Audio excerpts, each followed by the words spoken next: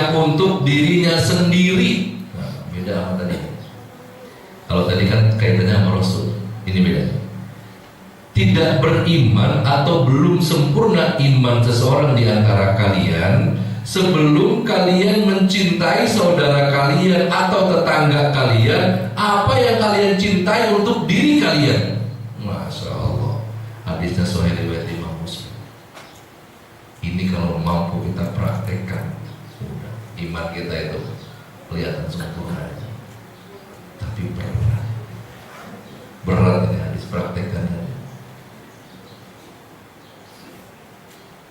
Apa yang kita sukai, apa yang kita resap, itu yang kita berikan kepada saudara kita, kepada tetangga kita.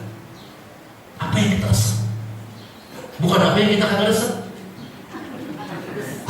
Karena kejadiannya apa yang kita kagak resap. Baju kita kasih tetangga, kita udah kagak resap. Coba kita renungkan, dia nggak bertentangan nggak sama hadis ini? Sempurna nggak iman kita? Bikin masakan di rumah, wah udah masak, sampai besok orang habis balik jalan nih, udah besoknya. Kita juga udah kagak resep makannya, baru kita kasih. Bertentangan nggak sama hadis ini? Apa yang kita resep? Kosong. Coba kita bayangkan, iman kita berarti kan masih jauh banget. Praktikin yang kayak begini aja kita belum bisa. Apa yang kita sukai, apa yang kita cintai, itu kemudian yang kita sampaikan kepada saudara kita, kepada tetangga kita, bukan kepada diri kita.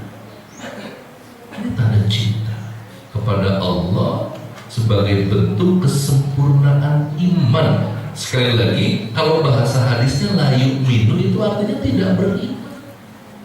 Kayak gitu aja kita udah dianggap belum masuk kriteria iman itu. Kalau kemudian kita belum mampu mempraktekkan ini, dari sini aja kita bisa mengukur kadar keimanan kita. Romannya Noah kan alat cermin, alat ngacanya itu Quran hadis. Ngacanya di situ. Kalau ngacanya bukan di situ, ya dari mana kita mau ngaca? Nah, ketika bercerminnya di situ, misalnya Al-Quran nyebutin ciri-ciri takwa, kita ngerasa udah takwa, ini ngaca di Quran, udah cocok belum sama ciri-cirinya yang disebutin Quran? Ternyata belum cocok. Itulah cerminnya, itu alat ngacanya. Kita ngerasa udah beriman, udah cocok belum sama hadis ini?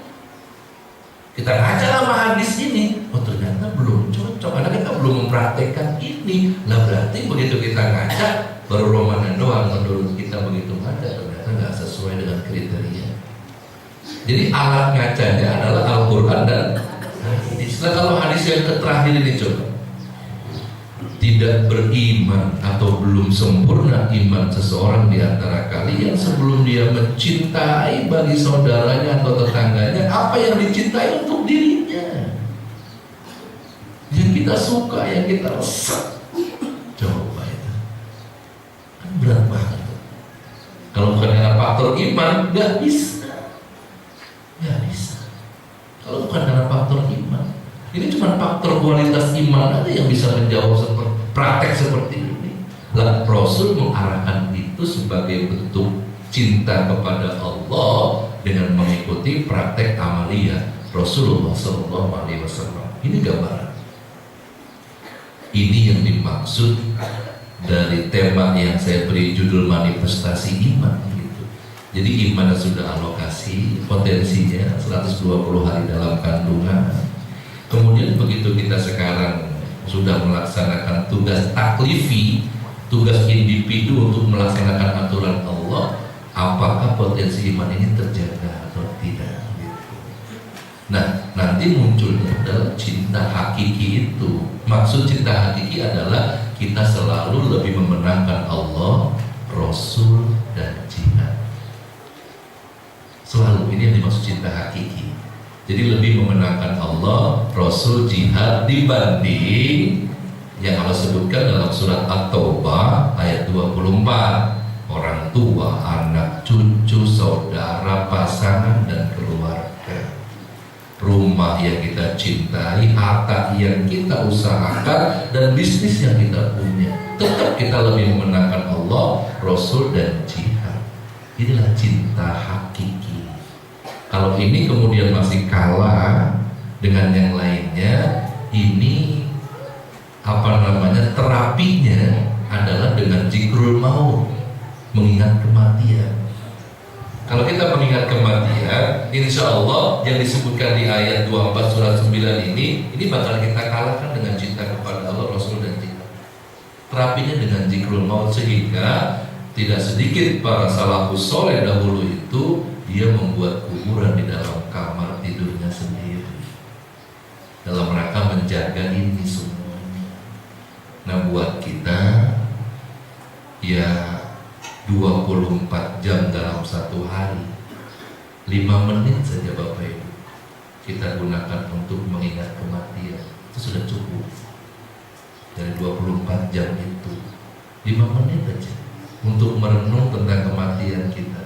Insya Allah yang 24 jam ini akan manfaat dengan baik. Tapi kalau 24 jam tidak terambil 1 menit sekali, ya kita akan kelalaian, masih akan tetap dalam kelalaian. Inilah yang dimaksud bahwa iman yang potensinya sudah Allah berikan, ya harus kita buktikan. Pembuktiannya ternyata dengan mengikuti Rasulullah Shallallahu Alaihi Wasallam, baik akidahnya maupun ibadahnya atau akhlakul karimahnya.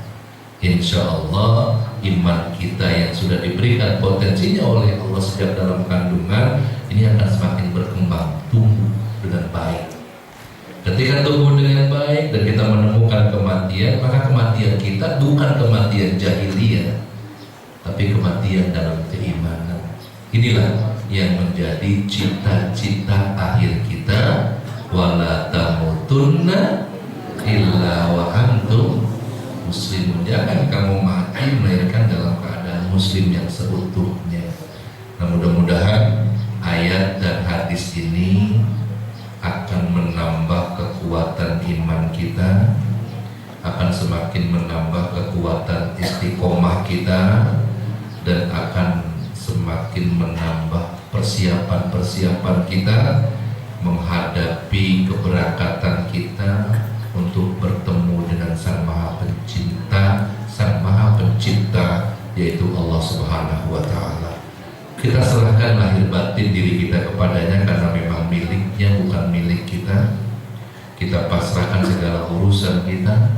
Kita mohon petunjuknya agar sisa kehidupan kita yang masih kita jalani selalu berada dalam jalan lurus yang diridhoinya, jalan lurus yang dicintainya. Hasbunallah wa ni'mal wakil, ni'mal maula wa ni'man nasir, la haula wa la quwwata illa billahil aliyyil azim. Subhanakallahumma rabbana wa bihamdika asyhadu an la ilaha illa anta astaghfiruka wa atubu ilaik. Nasrul minallah. Wassalamualaikum warahmatullahi wabarakatuh.